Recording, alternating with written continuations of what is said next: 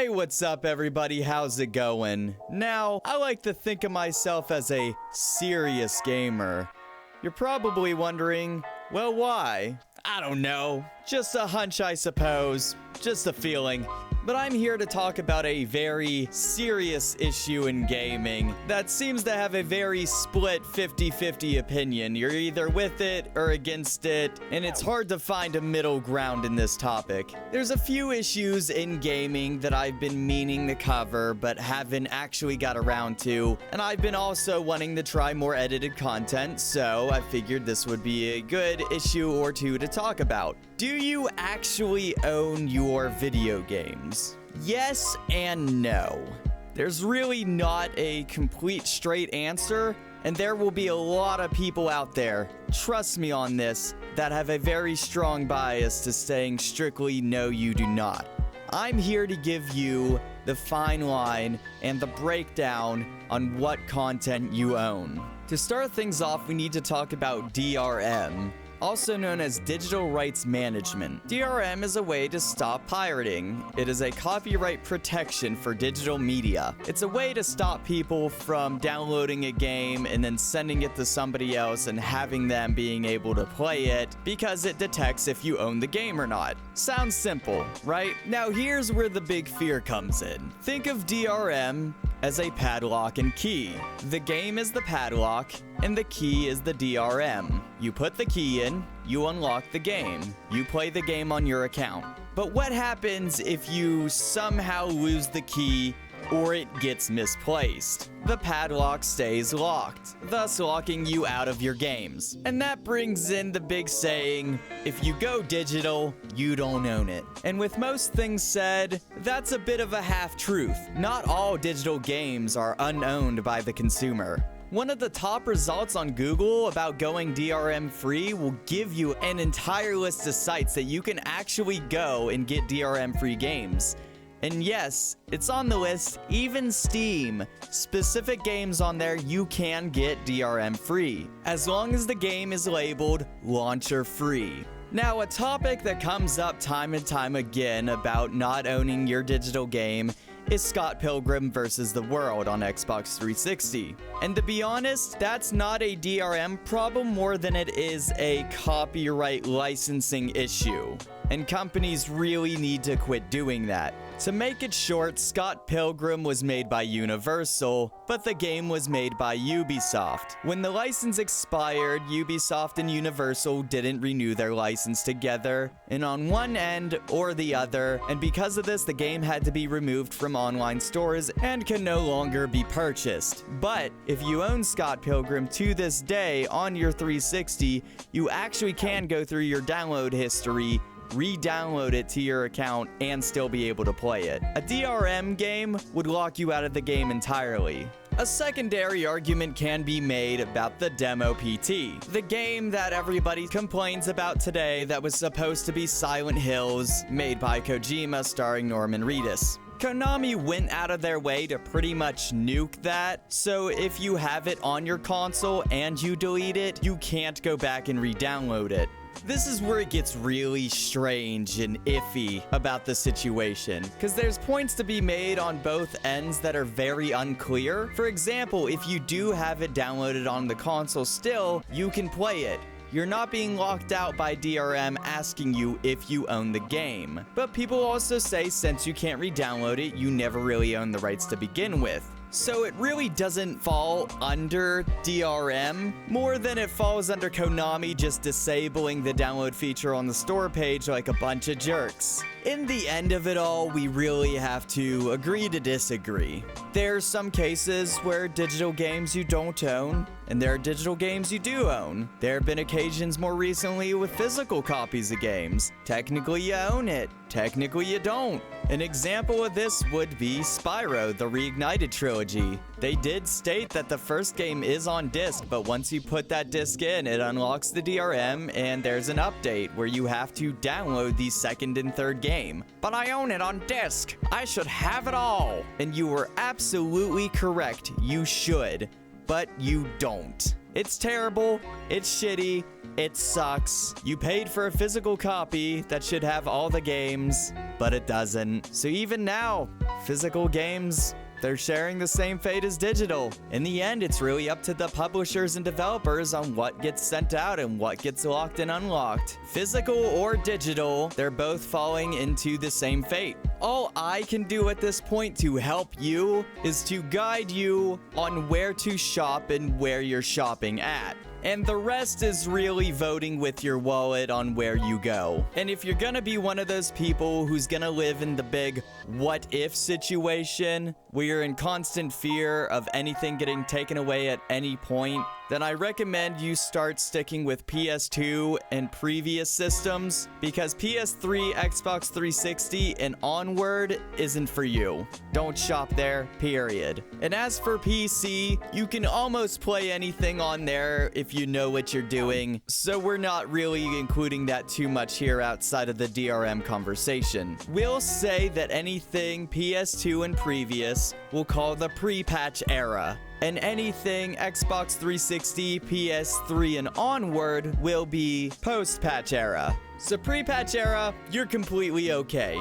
Post-patch era, you just might never want to buy a game ever again. Extremist problems come with extremist solutions. That being said, if you're not living in fear of all your stuff being taken away, here's a guide on the post-patch era and where to get your games. Now, as you can see here, I have a tedious yet simple chart. Should this chart be made? No, because this shouldn't be a situation we should have to deal with. But here it is, simple enough to let you know the basic rules of owning / not owning your game. These are digital games on PlayStation 4 and Xbox One. Did you buy it from an online store? If yes, then you can play it offline. You can play it without Xbox Live and PlayStation Plus, as long as your account is set on your console as the home console. If you get banned from the online services, it is in the rules on both Xbox and PlayStation that your digital goods become forfeit. Therefore, you no longer own them if you get banned. Did you get your game from Xbox Live Games for Gold and PlayStation 4 Plus free games of the month? If yes, you can play these games offline, once again, if your account is set on your console to be the home console. But if you stop paying for Xbox Live and PlayStation Plus, you can no longer access the free games that you got until you start paying again. So in one scenario, if you're an idiot, you lose your games. In the other scenario, if you don't continue payments for the online features, you lose your games. So in one situation, it's both yes and no that you own it, and in the other situation, you really don't own it at all. I'm not gonna say technically this or technically that, because when you use the word technically, I find that most people use it as a stretch of argument instead of being more based in facts. Because you could say, technically you own your games, and others can say, technically you don't own your games. And it really falls more into the matter of opinion section, and honestly, it's what you prefer and what you feel you own and don't own when it comes to some of these. If you're an extremist, once again, pre-patch and post-patch. That's where you know for sure you're safe, and that's what you should buy for. If you want to buy games in the post-patch era, this is a pretty good chart to follow on console. As long as you're following the guidelines, you'll be safe. Hopefully. But that's the risk of post-patch era, and that's sad.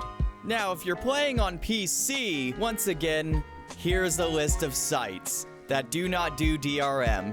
You can re-download your games and play them. These are digital games. You can play them offline. You don't have to pay for services. You own these games. It's honestly a confusing mess where there's a lot of bias between the two sides, and there is a middle ground to be had. This can all be fixed, and the solution is really simple. But before we talk about that, we have to talk about the middle ground. If you read any bit of mainline gaming news, you would know that Google Stadia is coming out. And on Google Stadia, as long as you have a decent internet connection, nothing big, you can stream games to this new console. If you have a PlayStation Now membership, you can stream PlayStation games to your PlayStation 4. You're probably wondering, what does this have to do with me owning my games? Well, that's where the middle ground comes in. Services like that are rental services. And honestly, if I have to express my opinion, Xbox Games Pass does it best.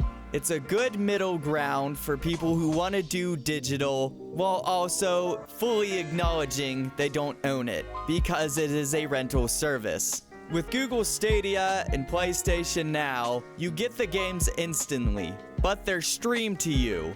So if your internet slightly lags out, you're either dropped from the game or it looks terrible for a few minutes and you have to wait for it to look good again. Xbox Games Pass, you pay for the service, you download the game, meaning you don't get it immediately, but once you have it, you don't have to worry about interference, and it also works offline. Ask for Nintendo, seeing as I've left them out of this conversation. I personally have not had enough interaction to know what their stance is on all of this. So please, if you know, inform me in the comments.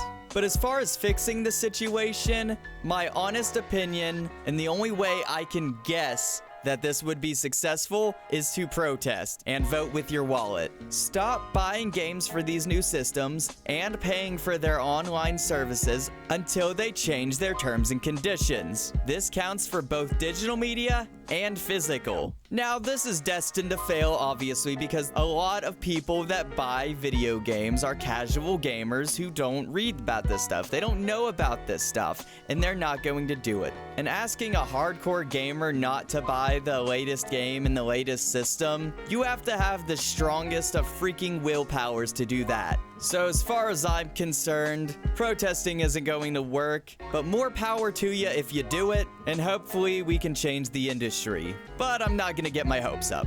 But until we can find a way to properly protest and fix this situation, this is a good explanation and guide for casuals and extremists on what you should buy and where you should buy it. In the end, do you own your physical games? There's no solid answer. There is no yes or no to it. I gave you the charts, and really the rest is what you determine, what you're going to talk yourself into. Because either way, there's a bias behind all of us.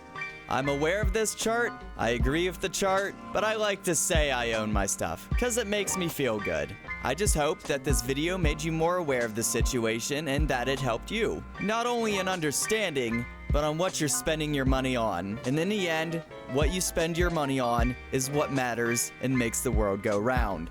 Thank you guys so much for watching. I will talk to you later, and bye-bye.